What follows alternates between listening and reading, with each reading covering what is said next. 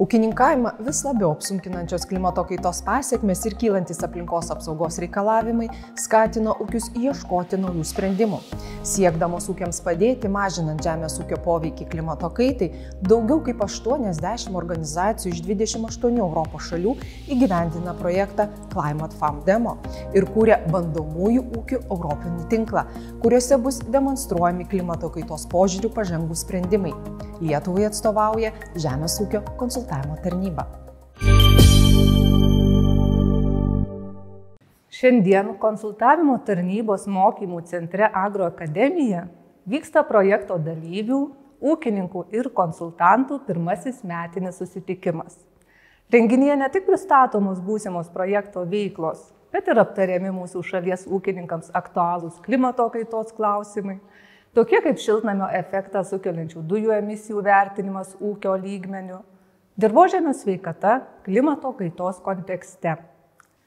Konsultavimo tarnyba, būdama šio projekto partnerė, prisideda prie vieno iš pagrindinių projekto tikslų. Tai yra sukurti Europoje 1500 bandomųjų ūkių tinklą, klimato kaitos požiūriu pažangiam ūkininkavimui paspartinti. Prisidėdama prie šio tikslo, konsultavimo tarnyba Lietuvoje subūrė 25 augalininkystės ir gyvulininkystės ūkius iš įvairių šalies regionų. Labai džiaugiamės, kad pavyko suburti tokius ūkininkus, kurie ne tik domisi bendromis klimato kaitos problemomis, bet ir nori įvertinti, kokią įtaką klimato kaitai daro būtent jų ūkio veikla, bei kokie galimi pažangūs sprendimai šiai įtakai mažinti. Na, o kokius sprendimus geriausia pasirinkti konkrečiam ūkiui, projekto metu konsultuos patyrę mūsų įstaigos, augalininkystės ir gyvulininkystės konsultantai. Jie ne tik teiks nemokamas konsultacijas projekto ūkiams, bet ir naudodami Europoje pripažintus skaitmeninius įrankius, vertins kiekvieno ūkio išskiriamas šiltnamio efektą sukeliančių dujų emisijas bei parengs individualius emisijų mažinimo planus. Taip pat ūkiuose vyks demonstraciniai renginiai, kuriuose bus pristatomi įvairūs klimato kaitos požiūrių pažangūs ūkininkavimo sprendimai, o projekto dalyviai turės galimybę pasidalinti patirtimi, kaip sekasi įgyvendinti šiltnamio efektą sukeliančių dujų emisijų mažinimo planus.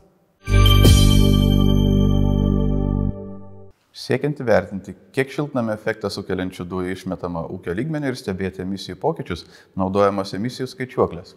Šiuo metu viešai prieinamų įrankių šiltnamio efektą sukeliančių dujų skaičiuoklių sukurtų arba pritaikytų naudoti Lietuvoje nėra. Tačiau nacionalinėje klimato kaitos valdymo darbotvarkėje numatyta, kad iki 2025 metų Lietuvoje tikisi turėti veikiančią šiltnamio efektą sukeliančių dujų apskaitos ūkiuose sistemą. Kai kuriuose kitose valstybėse emisijų skaičiavimo žemės ūkyje praktika daug labiau pažengusi. Todėl yra sukurta nemažai viešai prieinamų ūkininkams nemokamų įrankių skaičiuoklių, kuriomis gali pasinaudoti aplinkos apsaugai neabejingi ūkininkai ir suskaičiuoti emisijas savo ūkiuose. Pasinaudoję projekte susistemintą informaciją apie tokius įrankius, išrinkome 2 optimalius Lietuvos sąlygoms įrankius, tai Jungtinėje karalystėje sukurta Cool Farm Tool, labiau tinkanti augalininkystės ūkiams, ir Prancūzijoje sukurta Capture gyvulininkystės ir mišriems ūkiams.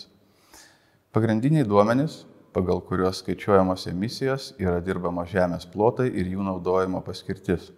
Informacija apie dirvožemį, pasėlius ir gyvulius, sunaudotą kurą, trąšas. Atlikus emisijų skaičiavimą, ūkininkai gali gauti automatiškai programos išanalizuotus duomenis apie jų ūkius.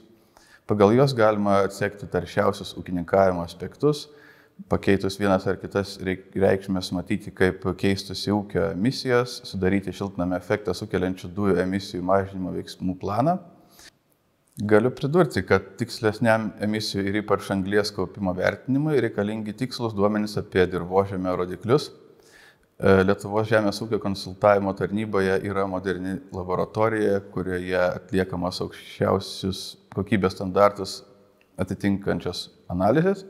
Ūkininkai gali įsitirti dirvožemį, vandenį, augalus, nuotekas ir pagal gautus rezultatus rengiami tiksliojo ūkininkavimo planai. Taip pat laboratorijoje gali išmatuoti jūsų dirvožemyje esančios anglies kiekį. Projekto metu planuojama Lietuvos žemės ūkio konsultavimo tarnybos konsultantams įvertinus šiltnamio efektą sukeliančių dujų emisijas ūkiuose pateikti emisijų mažinimo veiksmų programas.